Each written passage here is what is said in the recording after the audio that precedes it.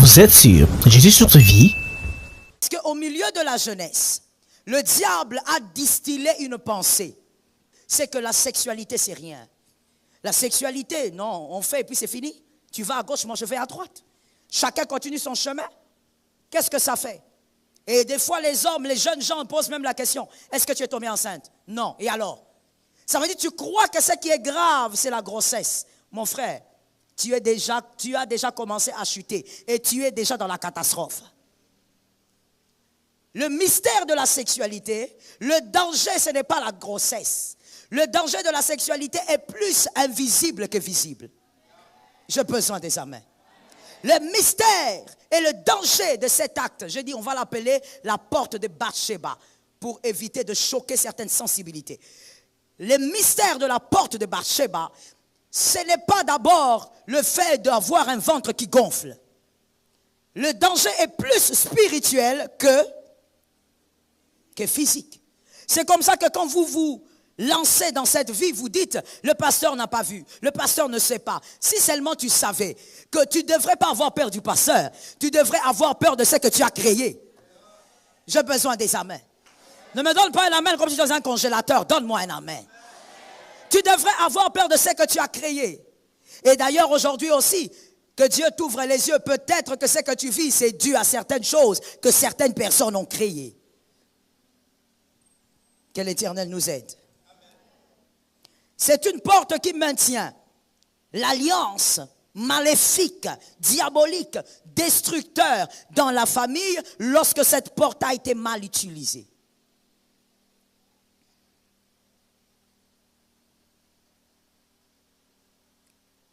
Dis à ton frère que Dieu nous aide. Et voici un autre problème dans cette affaire. Je parle de la porte de Bathsheba. L'autre problème est celui-ci. C'est une porte d'alliance qui touche à 2 éléments d'alliance. Nous avons parlé des 4 éléments majeurs d'alliance. On a parlé des paroles, on a parlé des actes, on a parlé et on a parlé. Le problème avec cette porte de Bathsheba, c'est que c'est une porte qui touche à un second élément. Je dis donc ceci. Il n'y a pas d'acte sexuel sans le sang. Tout acte sexuel inclut le sang, même si vous ne voyez pas le sang. C'est scientifiquement prouvé. Tout acte sexuel inclut le sang, même si vous n'avez pas vu. Voilà pourquoi d'ailleurs, juste une petite précision en passant, voilà pourquoi les maladies virales passent par la sexualité. Parce qu'il y a contact de sang des 2 côtés. Ce n'est pas une affaire de vérifier, non, je me suis blessé, même si tu ne t'es pas blessé. Voilà pourquoi les maladies virales se transmettent par la sexualité. Même si les maladies bactérielles aussi sont dans le sang, mais ne se transmettent pas par la sexualité. Les maladies bactérielles sont dans le sang, mais ne peuvent pas se transmettre par la sexualité. Mais les maladies virales se transmettent parce que ça passe aussi par le sang. Il n'y a pas de sexualité sans le sang. Voilà le problème. Que quelqu'un me dise, voilà le problème. Le problème, c'est qu'il y a déjà un acte d'alliance. C'est la porte de Bathsheba. Maintenant, cet acte, quand il est commis, il attire le sang. Il attire le deuxième acte qui était de son côté, seul là-bas. Il vient appeler encore le sang. Que quelqu'un me dise le sang. Et encore un autre problème avec le sang. Oh my God. Le sang a une voix. Il n'y a pas de sang sans voix. Et donc, lorsqu'il y a des relations intimes mal ordonnées dans le péché, lorsque vous avez ces relations-là, il y a contact du sang et le sang qui s'est mis en contact a une voix. Ce sang va parler. Que quelqu'un me dise, il va parler. Que tu sois l'enfant d'un ministre, il va parler. Que tu sois l'enfant d'un pasteur, il va parler. Le sang n'a pas peur de ton titre. Le sang n'a pas peur de ta belle maison. Le sang n'a pas peur de tes voitures. Le sang ne tient pas en compte que tu as fait ça dans un hôtel que personne ne connaît. Le sang ne tient pas compte du secret de ton cœur. Dès qu'il y a contact du sang et que cet acte n'est pas légal, le sang commence à parler. Et que quelqu'un me dise, le sang commence à réclamer des choses. C'est comme ça que je vais un peu en besogne en ce moment parce que j'ai besoin de dire quelque chose. C'est comme ça que vous allez remarquer certaines personnes vous dire, il m'est arrivé plusieurs fois quand je suis en train de marcher, j'ai l'impression qu'on m'appelle. On t'appelle mon frère parce qu'il y a le sang qui est en train de crier. Tu regardes derrière, tu dis, oh, on m'a appelé. Personne ne t'appelle. Ce qui t'appelle est spirituel, ça vient de loin. Quelqu'un dans la famille a fait des choses abominables et à partir de ce jour-là, le sang commence à parler. Toi, tu as dit, j'ai terminé. La fille s'habille. Toi aussi, tu t'habilles, monsieur. Homme marié, femme mariée, adultérin. Vous êtes dans l'adultère. Vous dites, c'est pas grave. Toi, tu as fait ton impudicité sous l'arbre. Tu dis, maman n'a pas vu. Le pasteur n'a pas su. Vous vous habillez, vous vous boutonnez. C'est que vous ne savez pas. C'est qu'à partir du moment M, le sang a commencé à parler.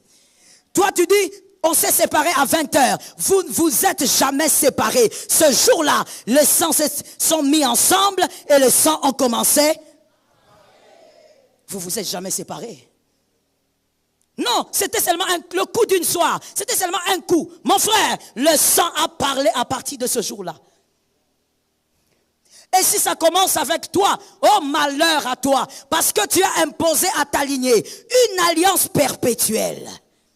Il y a des choses que les gens vont commencer à vivre dans ta lignée sans comprendre pourquoi. Il y a même des choses que toi-même tu vis. Peut-être que tu ne comprends pas pourquoi. Mais que Dieu nous aide que ce soir, tu trouves une lumière dans ce qui t'arrive.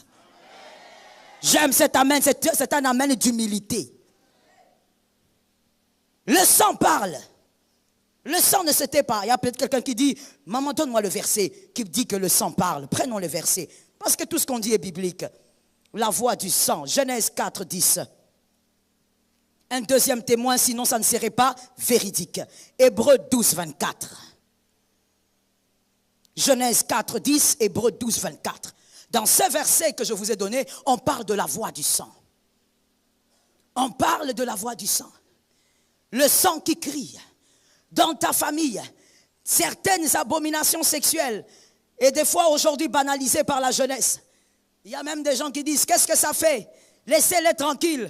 Ce sont des jeunes. Ils doivent aussi s'amuser. Si seulement vous saviez quel genre de dégâts, de désastres ils sont en train d'imposer dans une vie et dans plusieurs générations.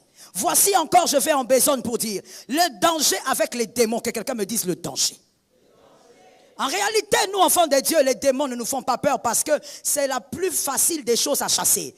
Mais écoute, le danger avec les démons, c'est ce genre d'esprit qui maintiennent l'alliance. Je te parlerai de ça un autre jour. Les démons qui maintiennent l'alliance. Le problème avec eux, c'est quoi? C'est qu'ils sont capables de sauter même 4 générations. Ça a commencé avec monsieur Enoch, mais ça saute sa génération, ça saute la deuxième, ça saute la troisième. Vous avez l'impression qu'il n'y a pas de problème ici. Vers la 6e génération, les enfants commencent à vivre des choses bizarres. Aujourd'hui, personne ne priera pour toi. Toi-même, tu vas sortir. Ton amen est bizarre, donne-moi un amen. Tu vas sortir toi-même aujourd'hui. Tu te bats des fois avec des choses que tu ne comprends pas. Aujourd'hui, que Dieu t'aide. S'il s'agit de ça, toi-même, prends tes clics et tes claques, sors. Cette porte de Genèse 1, 28 élève des cris. Comme je l'ai dit, lorsque c'est mal utilisé. Voilà pourquoi j'ai toujours dit au peuple de Dieu, la Bible est une grande maîtresse. Tu ne peux pas doubler Dieu. Tu ne peux pas tripler Dieu. Tu ne peux pas faire à Dieu des feintes. Nous ne sommes pas dans un stade. Tu ne peux pas. Tu peux mentir les hommes, mais ta vie va révéler ce que tu avais sémé. Je reprends. Ta vie va révéler ce que tu avais sémé. Quelqu'un peut se dire, mais maman, où est le pardon de Dieu? Je veux te donner un exemple que je donne généralement à tous les jeunes qui entrent dans mon bureau pour ce genre de questions. Je dis ceci, lorsque vous commettez l'impudicité et que vous tombez enceinte, vous demandez pardon à Dieu, il fait disparaître la grossesse aussi. Pourquoi pas? C'est pas un Dieu d'amour? Pourquoi il ne peut pas faire disparaître la grossesse? est-ce que Dieu n'est pas un Dieu d'amour? Je n'entends pas, j'entends deux personnes, pourquoi? Si ça te fait mal, c'est bien. Alors il faut toujours répondre. C'est une bonne chose, c'est pourquoi Dieu t'a amené ici. Ça doit te faire mal pour que tu sortes de là. Et quand tu auras tes enfants, que tu pries pour tes enfants en sachant que le danger est plus grand spirituellement. Je dis à quelqu'un, est-ce que Dieu fait disparaître la grossesse? Mais pourquoi il ne t'a pas pardonné? Dieu ne pardonne pas alors. Il pardonne à moitié. Il a pardonné. Mais la grossesse reste. C'est la même chose. C'est comme ça que la Bible peut dire, tu récolteras ce que tu auras sémé. J'ai l'habitude de dire, ça retient pour la vie en me regardant fixement. Tu n'as pas besoin de vivre proprement à cause d'un homme. On ne vit pas une vie de sainteté à cause d'un pasteur. On ne vit pas une vie de sainteté parce qu'on est dans un département à l'église. Parce qu'en réalité, mon frère, ta vie secrète va te rattraper en public. C'est comme ça que j'ai vu des gens. J'ai prié, mais rien ne bouge. J'ai dit, ah, Seigneur, pourquoi rien ne bouge? Et le Seigneur va me dire, va parler avec la personne. Quand tu parles avec la personne, tu comprends le problème. La personne est en train de récolter.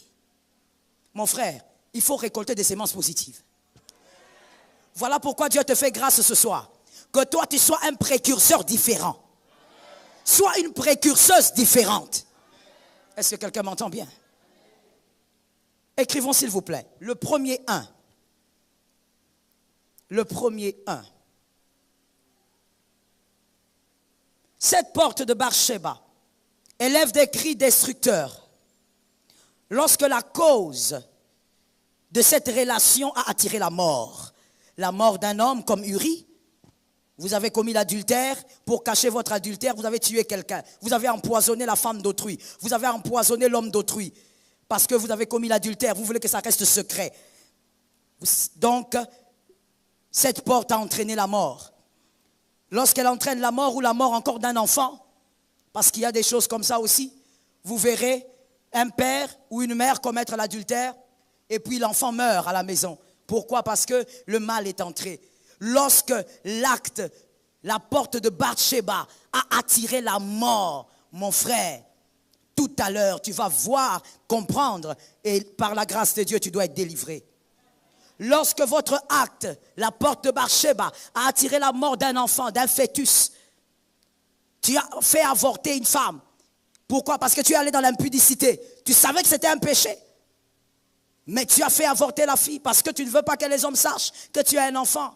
Tu ne veux pas que ce mal soit vu. Alors que tu savais qu'avoir un enfant, pour avoir un enfant, il faut passer par là. Je pose la question, qui ne sait pas? Merci maman, j'avais besoin de la réponse. Tu sais, depuis un certain âge, tu sais que pour avoir un bébé, c'est ça la solution. Il faut aller. Mais quand tu allais, tu avais du plaisir. Mais voilà, l'enfant arrive. Tu dis à cette fille, moi je ne peux pas avoir un enfant à mon âge. Non, mon père a beaucoup de promesses sur moi. D'ailleurs, je dois aller étudier à Harvard. Il faut que tu avortes. La fille avorte. La mort est arrivée. Oh, le sang a commencé à crier contre. Le sang va commencer à crier contre vous. C'est comme ça que je dis tout à l'heure. Toi, tu vas dire, c'est mon ex. Mon frère, il y a des ex-fiancés. Il y a des ex-copines. Il y a même des ex-femmes et maris. Mais il n'y a pas de ex-sang. Le sang là, le jour où vous êtes réunis dans la saleté, dans une sexualité sale, le jour là où vos sangs se sont rencontrés, ce sang là n'est jamais ex. Ce sang va vous combattre. L'autre en Europe, l'un en Europe, l'autre en Asie, le sang crie contre vous deux. Le sang crie. Et des fois même il y a des gens, moi je considère que c'est Dieu qui a pitié de vous. Il y a des gens, il y a ces choses qui arrivent, le sang crie contre leur vie. Dieu va faire grâce. Tu verras cet homme en train de rêver très souvent son ex. L'ex, ça fait peut-être 15 ans, mais il rêve toujours son ex. Ce n'est pas un fantasme, ce n'est pas l'envie d'être avec cette femme. Il y a un mystère prophétique derrière ça. Il faut creuser là-bas. Et moi j'appelle ça grâce. Que quelqu'un me dise grâce. Parce qu'il y a des gens qui souffrent sérieusement, mais aucune piste de solution. Là, Jésus t'a donné une piste de solution. Tu n'as pas demandé peut-être, mais Jésus a eu pitié de toi. Comment moi j'ai quitté mon ex? Ça fait 20 ans. Mais pourquoi je le rêve tous les jours? Il faut creuser là-bas. Tu as cru que tu l'avais quitté, mais vous ne vous êtes jamais quitté. Je donne un exemple biblique si on a besoin. Je donne un exemple biblique. Parce que je dis que tout ce que je prêche est biblique. Je donne un exemple. Abel, il tue Caïn tue Abel. Quand Caïn tue Abel, il se déplace. Dieu vient le chercher expressement. Il dit, Caïn, tu es où? Ah, moi, je suis ici en train d'errer. Où est ton frère? Ah, est-ce que moi, je suis le gardien de mon frère? Il dit, attends, mais j'entends le sang. Caïn a cru qu'il avait quitté son frère, mais son frère était là. Le sang de son frère était là, avec lui. Lui, il a cru qu'il s'est débarrassé de lui parce que le corps était à quelques kilomètres, mais son frère était avec lui parce que le sang criait là. Une histoire terminée, oui, mais terminée selon qui? Selon la chair ou selon l'esprit? Selon le monde physique ou selon le monde spirituel? Vis selon le monde spirituel, tu vas vaincre les combats. Voilà pourquoi, bien-aimé, la Bible a raison quand la Bible dit « Ne sois pas charnel ». Un homme charnel, c'est un homme animal. On va te traiter dans le monde spirituel comme un animal. On va te manger comme un animal. On va manipuler ta vie. On va secouer ta vie comme ça, comme un animal. Parce que tu ne comprends pas que la véritable vie, elle est d'abord bâtie spirituellement. C'est que tu n'as pas bâti sur la montagne. Ne la cherche pas dans la vallée. Dis à ton frère cela.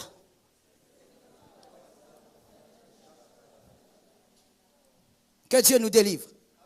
Ainsi, 1 Corinthiens 9, 26. 1 Corinthiens 9, 26 dit, c'est l'apôtre Paul qui dit, « Moi donc, je cours, non pas comme à l'aventure, je frappe, non pas comme en battant l'air. » Amen. C'est la première partie du verset. Mon frère, dans la vie, il faut savoir ce qui t'arrive, pourquoi ça t'arrive. Même si ça provient de ton caractère, il faut le savoir, sinon tu ne pourras pas améliorer ton caractère. Est-ce que quelqu'un m'entend? Même si ça vient de ta paresse, tu dois le savoir, comme ça tu vas t'améliorer. Mais tu dois savoir, ce qui t'arrive, ça vient d'où? L'ignorant, l'insensé, c'est celui qui subit des événements sans chercher à comprendre d'où ces choses viennent. Et pire encore, celui qui ne sait pas arrêter les combats de sa vie va laisser le combat traverser jusque sur ses enfants. Tu es donc irresponsable. Tu dois terminer avec certains combats. Ça tombe sur quelqu'un, j'ai entendu 3 personnes. Ça tombe sur vous. Parce que ce culte, c'est un culte de conscience. Je disais, lorsqu'il y a la mort qui s'est invitée, et je vous ai présenté le type de mort, qui s'est invitée par votre relation intime, vous allez constater ceci. Il y a beaucoup de choses qu'on peut constater, mais j'ai essayé de comprimer. J'ai essayé de comprimer en quelques points. Premièrement, vous allez constater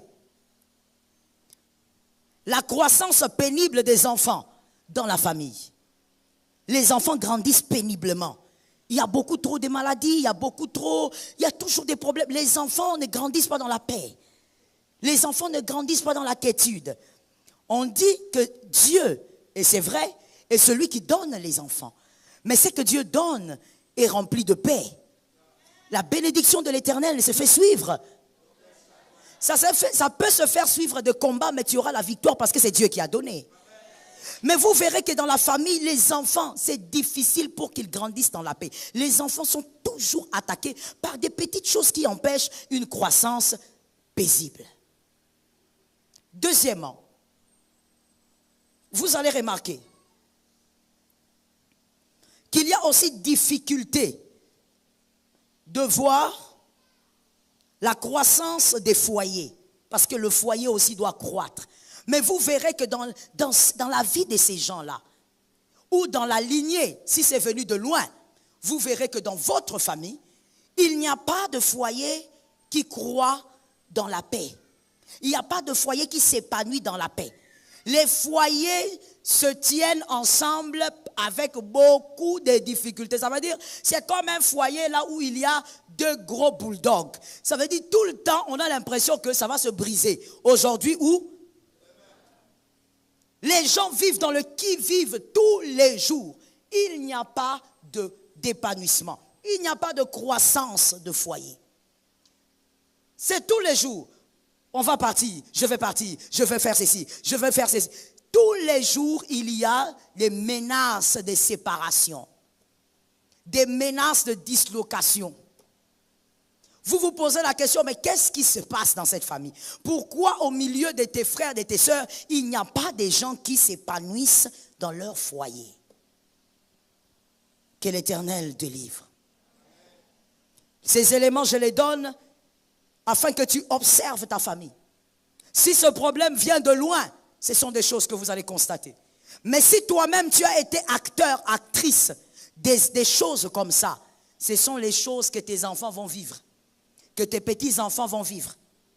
Tu peux cacher un secret à ta femme, que toi tu avais eu à avorter avec une fille. Tu peux cacher le secret à ton mari, mais la descendance vivra les conséquences de ton secret.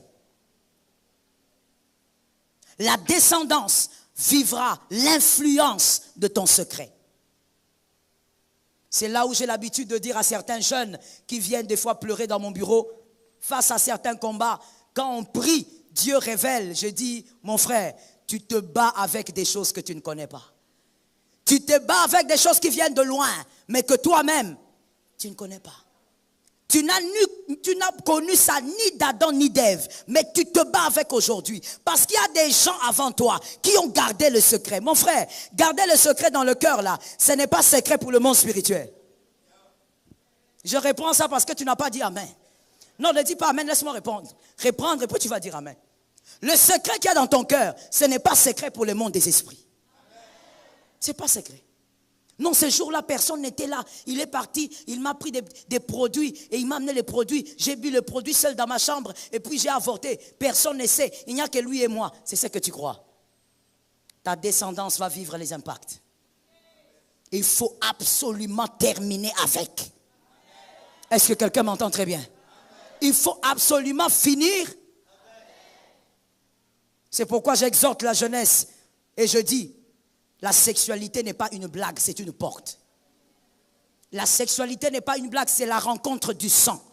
C'est la rencontre de deux sangs, de deux lignées. Tu ne sais pas ce que tu fais. Quand la Bible dit ne faites pas, comme je le disais quelque part, je te le dis, ce n'est pas un conseil des petits-enfants. Ce n'est pas un conseil des gamins. Non, préservatif, maman. Préservatif. Je connais aussi des préservatifs qui se sont troués. J'en connais. Et même toi aussi, tu en connais. Et peut-être même toi aussi, comme tu l'as vécu. Préservatif. Le monde peut chercher à dribbler la volonté de Dieu. Dieu reste Dieu. Au finish, tu te rendras compte que c'est Dieu qui a raison. On ne peut pas mentir ni esquiver la volonté de Dieu. Que Jésus ait pitié de toi qui n'as pas dit amen. Et donc, vous allez constater ça, les foyers ne s'épanouissent pas. Mon frère, il y a autre chose aussi que j'aimerais te dire. Parce que je veux absolument que tu sortes des philosophies mondaines et je crois même que c'est attisé par le diable. Donnez-moi cette liberté-là. Lorsque tu dis certaines phrases bibliques, la Bible que j'ai là et la tienne n'est pas un livre de psychologie. Ce n'est pas un livre de thérapie. La Bible est une puissance. Ne dis pas non, qu'est-ce que le pasteur Joël raconte? N'est-ce pas qu'il est écrit, les choses anciennes sont passées? Voici, mon frère, si tu dis les choses anciennes sont passées, alors vis les choses nouvelles. Mais si tu dis les choses anciennes sont passées et que tu vis les choses anciennes, la vérité c'est que tu ne vis pas ce que tu déclares. Arrête de mentir les gens. Je reprends, arrête de mentir les gens. Non, arrête de mentir les gens. Les choses anciennes sont passées, alors vis les choses nouvelles.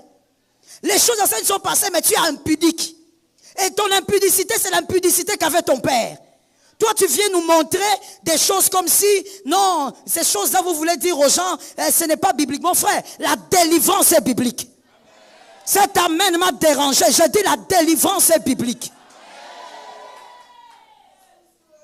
Tu dis les choses anciennes sont passées, alors que même en tant que serviteur de Dieu, tu commets des péchés que tu caches en secret, tout en sachant que tu n'arrives pas à vaincre certaines choses. Toi, tu sais que tu n'arrives pas. Ta concubine là de Lemba, elle sait aussi que tu n'arrives pas.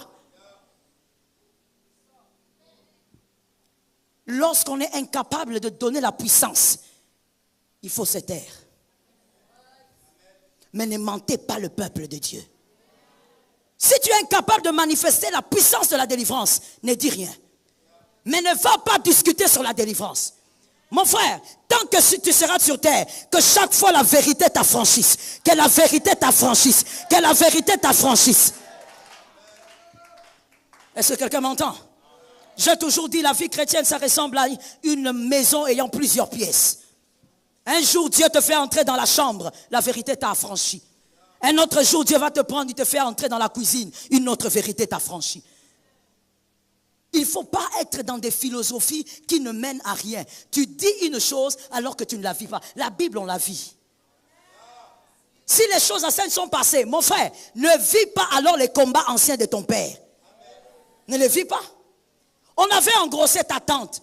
Comment on a engrossé ta fille? Exactement au même âge à laquelle on avait engrossé ta tante. Toi, tu viens dire aux gens ici, les choses anciennes sont passées. Les choses anciennes passent pour celui qui vit la parole de Dieu. Ah, j'ai besoin de 3 amen. Je suis tellement en colère parce que des fois, nous recevons dans nos bureaux les gens à qui on dit ce genre de choses-là. Il souffre, il ne peut pas quitter son église, mais en même temps, il sait qu'il y a quelque chose qui ne va pas dans ma vie. Je dois aller chercher la délivrance. Mais là où il est, on lui dit, non, laissez ça. Si ça, ces choses-là. Alors que les gens souffrent. Je parle ou je laisse? J'ai une colère spirituelle, mon frère. J'ai dit, je parle ou je laisse? Tu racontes ces choses-là aux gens alors que dans ta propre maison, il y a l'inceste qui se tourne comme ça. Vous cachez ça. Et tu crois que cacher ça, c'est ça qui va délivrer les enfants là qui ont commis l'inceste? Ton fils a couché avec sa cousine. Tu crois que ça va délivrer ton fils le fait de cacher? Il faut laisser les gens avoir leur délivrance. Que chacun, par la conviction de l'onction, vive la délivrance de sa vie. Je dis à quelqu'un, ceux qui crient contre toi doivent se taire. Ça tombe sur quelqu'un. Ceux qui crient contre toi doivent se taire. Ça ne doit pas parler. Arrête de te faire cajoler avec des phrases bizarres. J'ai dit, la parole est une puissance. Une puissance, ça c'est vie. Si tu dis les choses anciennes sont passées, vis réellement les choses nouvelles. Que tout ce que tu vois dans la famille, que ça ne t'arrive pas. Là, tu peux dire, dans ma vie, les choses anciennes. Ne vis pas ça. Dans ta famille, il y a un célibat diabolique. Toutes les filles se sont fait engrosser. Les garçons, des enfants dehors. Toi-même là, tu es dans une voie façon. C'est comme si la grossesse voulait entrer, ça voulait sortir. Et tu viens ici, tu es là comme ça, tu dis, est-ce que moi vraiment j'ai besoin? Ma soeur, les années passent. Je dis les années. Même Jésus a dit à sa maman, que quelqu'un me dit sa maman. Moi je ne sais pas pourquoi les gens n'aiment pas qu'on dise ça, mais c'est sa maman. Jésus a dit à sa maman, ce n'est pas encore. Même Jésus a dit clairement, pour que nous puissions le retenir, que chaque chose a son temps. Toi, à 30 ans, tu veux accomplir des choses qui ont été appelées pour toi à 30 ans. Tu veux les accomplir à 40 ans. À cause d'une chose qui crie contre ta vie. Où ça la fiancée ma bé? Où bima ma bé? Où ça la bouille? Ça c'est quelle vie? Et tu veux te convaincre que non, on n'a plus besoin de ce genre de choses. Ah bon? Je parle à quelqu'un. Je parle à quelqu'un. Jésus a dit à Pierre, il dit Pierre, comment tu es comme ça? Pierre regarde Jésus, dit, je fais quoi? Jésus lui dit, le diable t'a réclamé. Mais moi, j'ai prié pour toi. Ah, où sont les hommes de Dieu qui vont prier pour les pierres qui ont été réclamées, qui ont été cherchées? Les pierres qu'on cherche, où sont ces hommes de Dieu qui vont prier pour eux? Mon frère, ta famille est en train d'être réclamée. Mais toi, prie pour elle. Ah, j'aime les amens de ce côté, je viens de ce côté. J'ai dit, ta lignée est en train d'être réclamée. Mais toi, prie pour ta lignée. Récupère ta lignée. Il y a quelque chose que Dieu m'a enseigné tout au long du parcours de la délivrance. Il m'a enseigné ceci. Celui qui a fait entrer le mal est un humain. Toi aussi, tu es un humain. Tu es une humaine. Termine avec. Même s'il est venu des siècles avant toi. Laisse-moi expliquer à quelqu'un quelque chose. Laisse-moi t'expliquer ceci. Même s'il est venu des siècles avant toi, ce n'est qu'une affaire de nombre. C'est une affaire. C'est-à-dire, lui, il est arrivé en 1947, en 1952. C'est une affaire. En réalité, les esprits étaient ensemble au ciel. Écoute-moi bien, on a juste fait un atterrissage, chacun à son temps. Alors c'est lui qui a fait entrer le mal. Toi, tu peux sortir le mal. Dis à ton voisin, fais sortir ça. Fais sortir ça vite, vite. Sans retard. Il a fait entrer le mal à cause des plaisirs charnels. À cause des plaisirs de la chair. Mais toi aussi, tu vas faire sortir ça sérieusement. Est-ce que quelqu'un entend? Jésus a dit que Lazare sorte. Quand Lazare est sorti, il a regardé, il a dit, c'est mon ami, mais vous, déliez-le. C'est mon ami à moi, mais moi, je ne veux pas aller là-bas. Vous. La puissance sort de Dieu. Les humains sortent leur famille des ténèbres. Est-ce que quelqu'un m'entend bien? La puissance, le Saint-Esprit te l'a déjà donnée. Et tu vas ordonner que cette famille sorte de là. Ta petite sœur ne doit pas vivre ces choses. Ah, ça tombe sur moi au nom de Jésus. Ton petit frère ne doit pas vivre ces choses. La troisième chose que vous verrez lorsque la mort a été invitée par la porte de Bar-Shéba, vous allez remarquer que vous subissez des morts d'enfants. Vous ne comprenez pas, les enfants meurent, les enfants meurent. J'ai toujours dit, encore et encore, les choses n'ont pas été faites ainsi. L'enfant ne doit pas mourir avant son père. L'enfant ne doit pas mourir avant sa mère. Isaac et Ismaël doivent enterrer Abraham. Je suis d'accord avec ça. Parce que pendant que je dis Isaac, toi tu mets le nom de ton fils Antoine. Quand je dis Ismaël, tu mets le nom de ta fille Jacqueline. Je dis Ismaël et Isaac doivent enterrer Abraham. Jamais Abraham a enterré un enfant. Pourquoi? Pourquoi? Dans votre famille, vous êtes là aussi, vous êtes calme, à l'aise. Non, l'enfant de la cousine là, elle est morte. L'enfant à quel âge? Non, l'enfant là, l'enfant avait 4 ans. L'enfant là avait 8 ans. L'enfant... Non. D'où c'est venu, ça doit rentrer. Tu dois arrêter le cri du sang. Est-ce que quelqu'un m'entend? Tu vas l'arrêter pourquoi? Parce qu'en réalité, comme je t'ai donné le verset dans Hébreux 12, 24, le sang plus supérieur crie très fort. Est-ce que quelqu'un m'entend? Est-ce que je peux expliquer ça? Est-ce que je peux entrer dans les profondeurs? Le sang de Jésus crie plus fort. Je vais t'expliquer pourquoi. Venez messieurs, venez vous deux rapidement ici. Regarde comment le sang de Jésus travaille dans ce genre de situation. Dans les cas de délivrance. Lorsqu'il y a ce sang-là qui est en train de crier. Qui est en train de crier contre celui-ci. Parce que 100 ans avant que lui ne naisse, celui-ci avait commis l'inceste. Ce monsieur était marié et il a commis l'inceste avec la femme, avec la sœur de sa femme. Ils ont caché le secret, mais le sang a commencé à parler. 100 ans plus tard, celui-ci naît. Et quand celui-ci naît, il ne comprend pas. Il se marie, mais le mariage est en feu. Stabilité athée. Il se bat de toutes les manières, mais il n'y a pas de paix dans son foyer. Il se demande, mais c'est quoi? Quand il connaît la vérité le libère. C'est quelle vérité? C'est que quelque chose 100 ans avant s'était passé. Lui maintenant vient avec le sang de Jésus. Quand il vient avec le sang de Jésus, le sang de Jésus va dire ceci. Écoute, sang, tu as raison de crier. Mais moi, je suis supérieur à toi. Sois condamné pour ton mal. Que lui soit protégé, il n'a rien fait. Ah, que lui soit protégé, il n'a rien fait. Que quelqu'un dise à son voisin, le sang de Jésus parle pour moi. Le sang de Jésus bien-aimé, ça met chacun à sa place. Ça met de l'ordre. Le sang de Jésus vient dire, arrête de condamner celui-ci. Il a trop souffert. Il a même perdu 2 enfants. Sa femme a mis au monde. l'enfant est mort à l'hôpital. Deuxième fois, l'enfant est encore mort. Non, c'est toi qui es condamnable. On te jugera pour ton péché. Mais lui, il n'a rien fait. Qu'il soit protégé. Et quand il va rompre cela, le sang de Jésus arrose sa descendance. Est-ce que quelqu'un m'entend? Le sang qui criait ici va s'arrêter ici. Tu mettras au monde des enfants, ils auront leur stabilité. Ils auront leur paix. Ils auront leur victoire. Ils auront leur tranquillité. Ça tombe sur quelqu'un, je parle. Ils auront le changement. Ils auront des fiançailles stables. Que Dieu vous bénisse, mes fils. Le sang de Jésus. C'est là où le sang de Jésus vient. Maintenant, est-ce que tu as compris aussi pourquoi il fallait seulement que Dieu lui-même vienne? Un ange, ça ne va pas marcher. Un ange, ça ne va pas marcher. Pourquoi?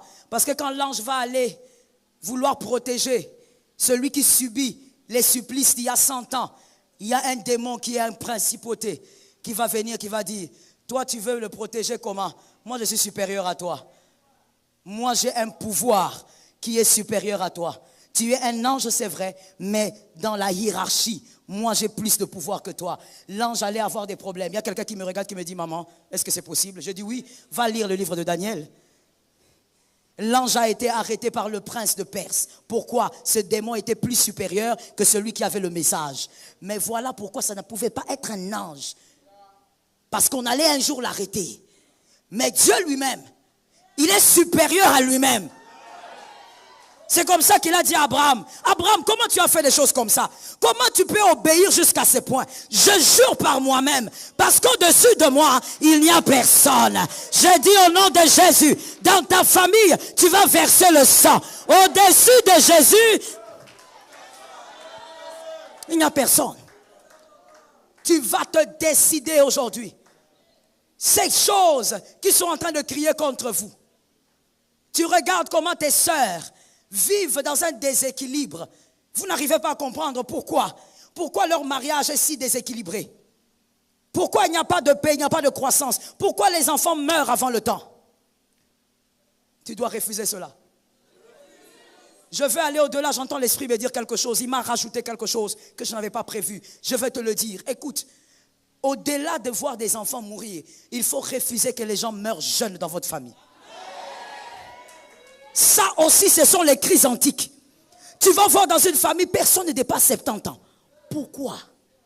Pourquoi? La Bible dit, la longévité a été donnée à l'homme au moins de 120 ans. Pourquoi? Et quand quelqu'un arrive à 60 ans, vous avez l'impression qu'il est vieux. Maman, il n'est pas vieux. Sous d'autres cieux, à 60 ans, on commence la vie. On commence à avoir des projets. C'est là où une femme ou un homme se dit, non, je dois maintenant construire ma maison de retraite. Ça veut dire qu'il commence à avoir des grands projets. Mon frère, que dans ta famille, celui que tu appelles vieux ait 90 ans. Regarde le retard. C'est une parole prophétique, mais tu es en retard.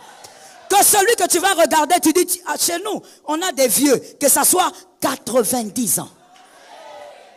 S'il n'arrive pas à 90 ans, il est jeune. Il ne peut pas mourir.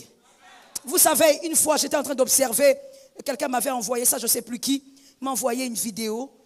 C'était, oui, une vidéo. Et puis, il y avait une petite fille qui est venue. Elle avait, je crois, 4 ans. Elle est venue, elle s'est postée là.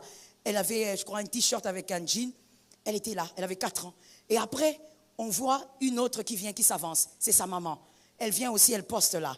Et après, on voit la maman de sa maman. Ils sont venus comme ça 4 générations. Je regardais, j'avais des larmes aux yeux. Je dis, Seigneur, si les païens peuvent vivre ça, ce n'est même pas étonnant qu'un païen vive ça. Dieu a donné ça aux hommes. Maintenant, toi qui es enfant de Dieu, dans votre famille, on vient. Il y a des cris qui viennent tuer les gens. Quand ils arrivent à 50 ans, les menaces des maladies bizarres. Au nom de Jésus, ça doit s'arrêter. L'Éternel est Seigneur dans ta famille. Que quelqu'un dise à un frère, le sang doit changer. J'ai aimé ta manière de dire. Le sang doit changer. Ceux qui crient là doivent arrêter de crier. Il y a un autre sang qui doit venir. Et j'aime la parole, elle dit, le sang de Jésus crie plus fort que le sang d'Abel. Vous êtes sur Jésus sur ta vie?